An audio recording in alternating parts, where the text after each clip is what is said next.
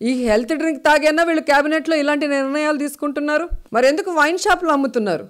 Medical షాపుల్లో అమ్మండి, heritage షాపుల్లో అమ్మండి. Cabinet అంతా ముందు బాబులేనండి. ముందు ఆమె నిలిపేయమని మళ్ళీ ఇంకోరి గురించి మాట్లాడేది. ముందు ఆమె నిలిపేసి మళ్ళీ ఇంకోరి గురించి మాట్లాడమంది.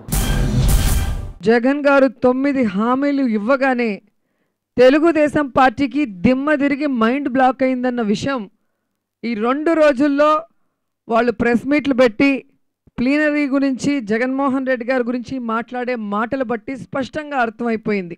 ఇప్పుడు టీడీపీ భయపడాల్సిన పని ఏముందో నాకైతే అర్థం కావడం. ప్రశాంత్ కిషోర్ పీకే ఆయన ఈ రాష్ట్రంలో ఏం పీకుతాడో దానికి ఏం పీకుతాడో తెలియదు, కానీ వైసీపీ జెండా అయితే పీకేస్తాడని అనుకుంటా ఉంటా. నవరత్నాలు లాంటి ఈ 9 హామీలు వినగానే తెలుగుదేశం పార్టీ నవరంధ్రాలలో అలజడి మొదలైపోయింది. నువ్వు మళ్ళీ ఓడిపోతాను, నేను ఏదో ఒకటి చెప్పాలని చెప్పేటువంటి కార్యక్రమం నవరంధ్రాలో నాకు తెలియదు, కానీ